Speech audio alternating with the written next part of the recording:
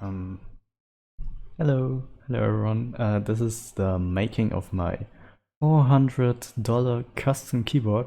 Um, I hope you enjoy, and yeah, let's get into the video.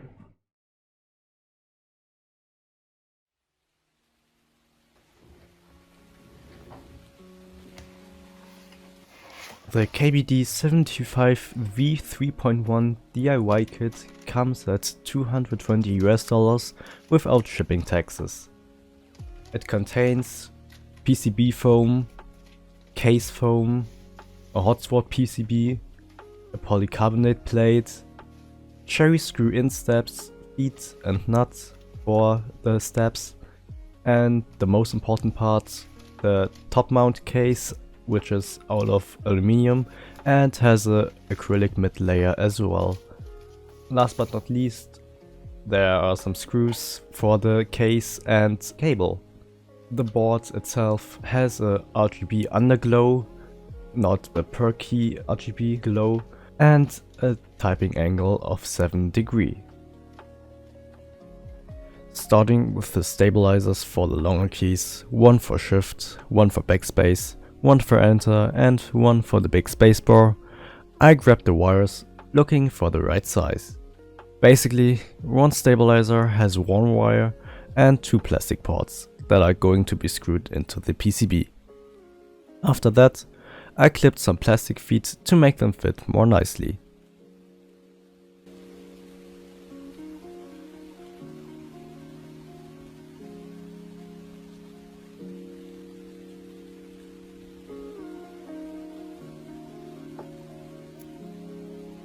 Okay, the next step was to mod the stabilizers with the Holy mod. It was a mess, and this process was such a pain. I don't want to show you the whole process of putting thin tape into the plastic part of the stabilizers, but one thing I could tell is that this method reduces the ping and rattle when you press a stabilizer key, which makes the sound way better.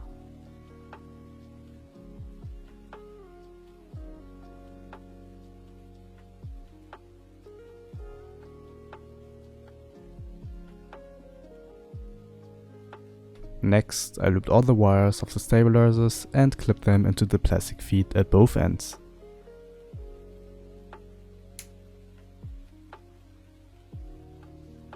Then I placed some safety foam nuts on top of every stabilizer screw hole in order to secure the PCB from any damage, cause you know, I don't wanna break a PCB that only exists for this $400 keyboard.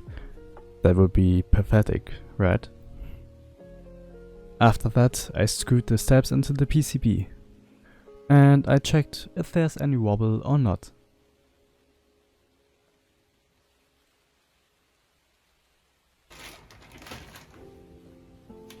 Next, we get into the fun part, the switches and their whole looping process.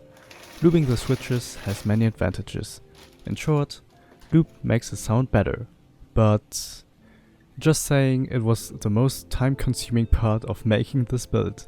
I got 90 switches and opened every one of them.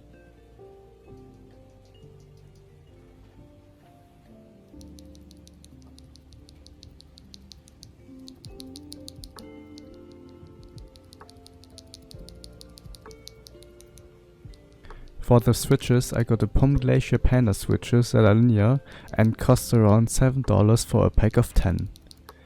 They feature a POM V2 linear stem, 5-pin, full POM housing and a 67-gram bottom-out spring.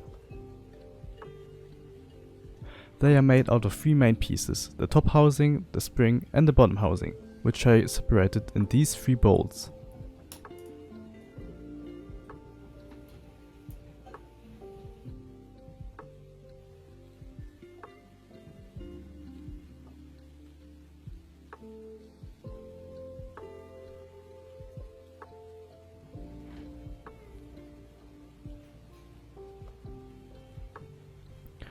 For looping, I used Krytox 205 Grade 0 for the switches and the springs as well.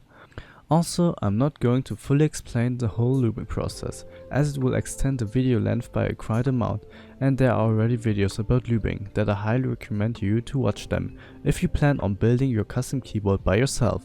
Trust me, there's nothing worse than over looping switches, as they will make the sound way more silent. You don't want that.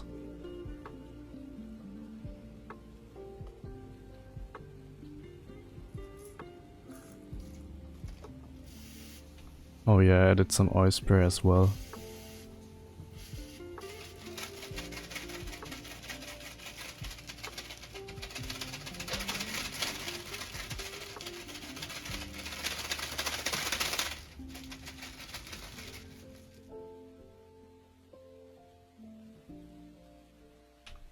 To make the sound a little bit better and the stem a bit less wobbly, and opening the package, yeah, it didn't open very nicely.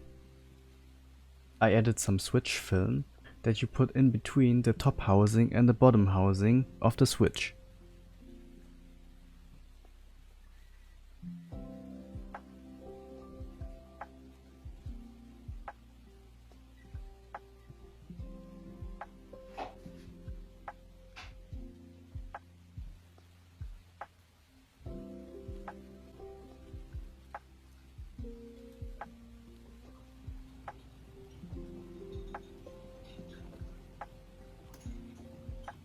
And the switch is ready.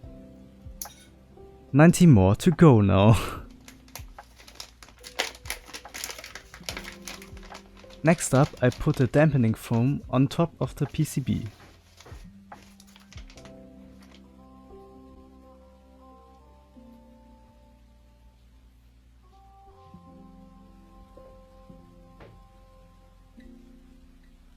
And then I put the looped switches on top of both layers.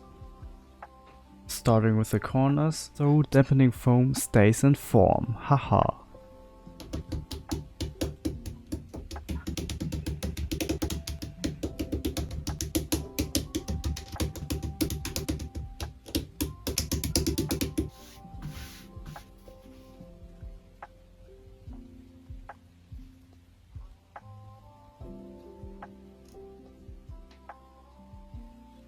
Next up, I opened the case and then put the PCB parts under the top part of the case.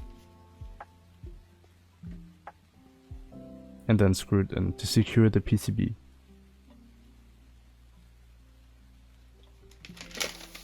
Additionally, I put some foam layer under the PCB to get less space between the bottom case and the PCB, so it becomes less pingy and also less noisy.